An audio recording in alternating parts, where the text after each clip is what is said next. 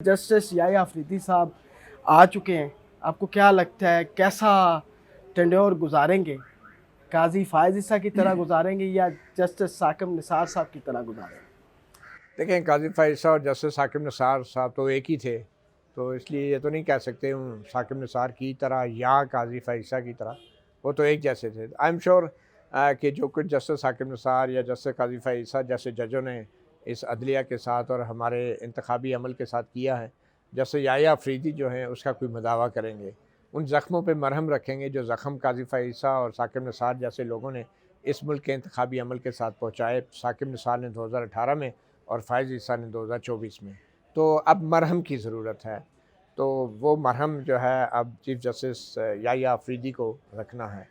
उसका बेहतरीन तरीका यही है कि जिस मतनाज़ा तरीके से ये आइनी तरमीम की गई है और इसमें जिस तरीके से सुप्रीम कोर्ट को अब कंट्रोल करने की कोशिश की जा रही है, नाम नहाद जुडिशल कमीशन के ज़रिए जिसमें सियासतदानों को भी बिठाया जाएगा, तो इस सारे सूरत हाल के बावजूद चीफ़ जस्टिस याह्या अफरीदी को एक कायदाना सलाहियत का मुज़ाहरा करना है सुप्रीम कोर्ट के 16 जजों की, और उन्होंने जुडिशल कमीशन के अंदर भी और जुडिशल कमीशन के बाहर भी जिस किस्म का नया निज़ाम लाया गया है उसको पहले आइनी अंदाज में उसका जायज़ा लेना है। उसका बेहतरीन तरीका ये है कि जो जस्टिस मंसूर अली शाह ने एक ख़त भी आज लिखा है कि जो सदारती ऑर्डनेंस के ज़रिए जजेस कमेटी बना के फिर एक फ़ैसला लिया गया 63A का और फिर उसके नतीजे में आइनी तरमीम आई, तो उस सदारती ऑर्डनेंस का जायज़ा लेना बहुत ज़रूरी है।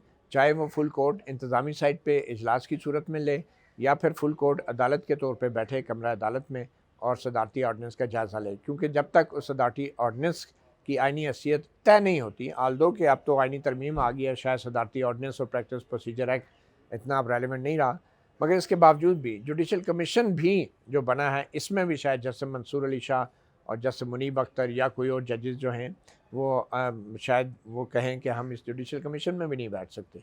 बहरहाल इस वक्त तो जस्टिस मंसूर अली शाह उम्रा पे हैं, तो मेरे ख्याल में सबसे पहला काम तो यही करना है कि जुडिशल कमीशन जो है उसकी तश्कील के हवाले से, बल्कि आइनी तरमीम के हवाले से फुल कोर्ट अदालत जो है वो उन दरख्वास्तों को टेकअप करे जिन दरख्वास्तों में 26वीं आइनी तरमीम को चैलेंज किया गया है, और यही सबसे बड़ा चैलेंज है जस्टिस याह्या अफरीदी का।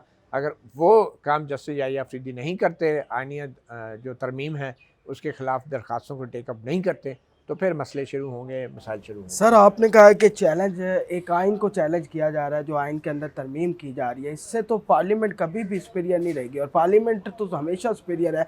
1973 का आइन पार्लियामेंट को सुपीरियर कहता है। ये एक इंस्टीट्यूशन है, इसका काम नहीं है पार्लियामेंट से ज़्यादा सुपीरियर होना। तो अगर ये चैलेंज कर रहे हैं, अगर इसको भी फिर उसी तरह ही डील किया गया, अगर ये एक्सेप्ट हो जाता है और कल को ये तरमीम खारिज कर दी जाती है, फिर आइन भी हम रहने देते हैं पाकिस्तान के आइन को भी।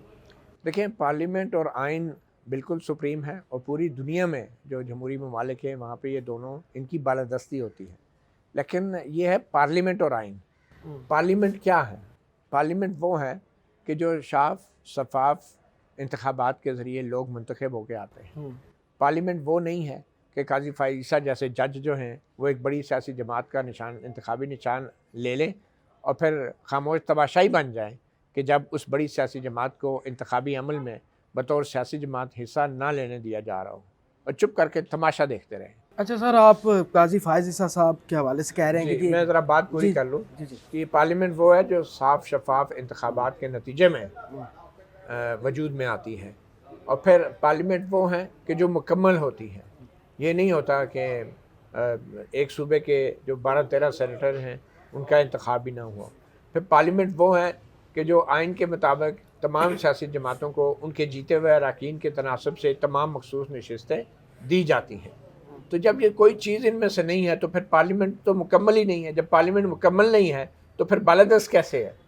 तो मेरे ख्याल में पहले वो तमाम लवाजमात बालादस्ती के पार्लियामेंट को पूरा करने होंगे, उसके बाद वो बालादस्त होगी। मगर यानी कि 27वीं तरमीम होने वाली है, आगे आने वाला आइन। बात यह है कि पार्लियामेंट वो है कि वो आइनी तरमीम जो है वो आइनी तरीके से मंजूर करे, फिर वो बालादस्त है।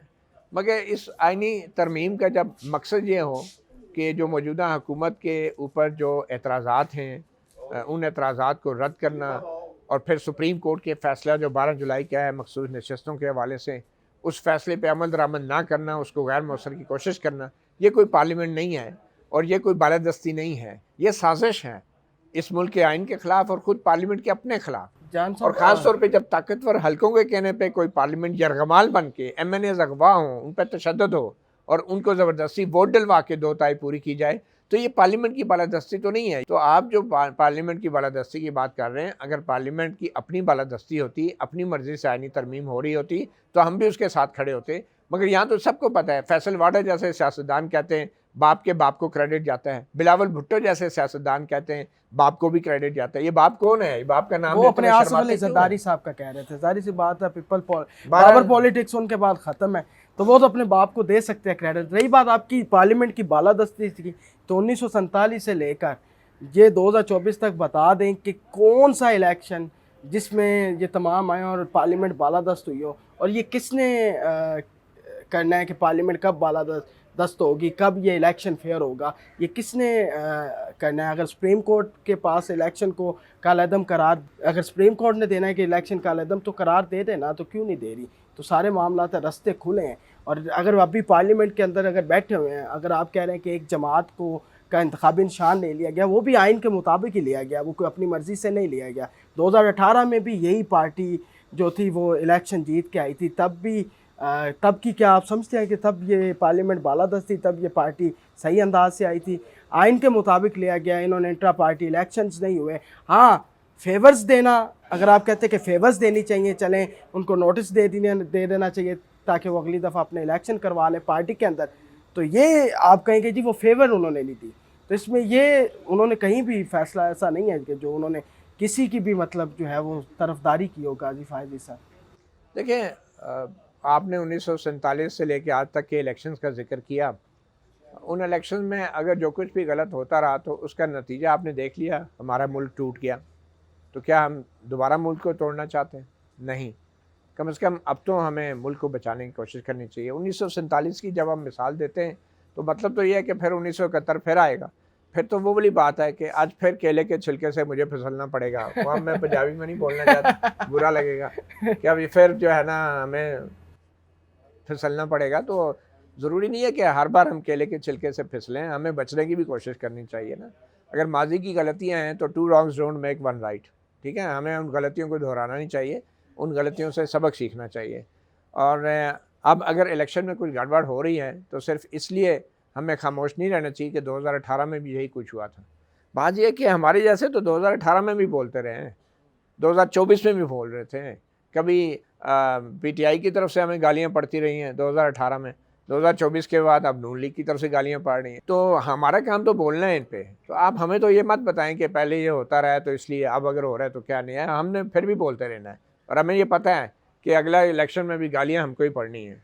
तो हमने तो आवाज़ उठाते रहनी है। और अब सोशल मीडिया का दौर है, ये 21वीं सदी है, दुनिया कहाँ से कहाँ पहुँच गई है और हमसे फॉर्म 45 जो है अभी तक ओरिजिनल जो है वो हमें नहीं मिल पाता। आपने कहा है कि इस आइनी तरमीम से अदलिया आज़ाद नहीं रही। क्या जब तक आइनी तरमीम नहीं थी इससे पहले अदलिया आज़ाद थी?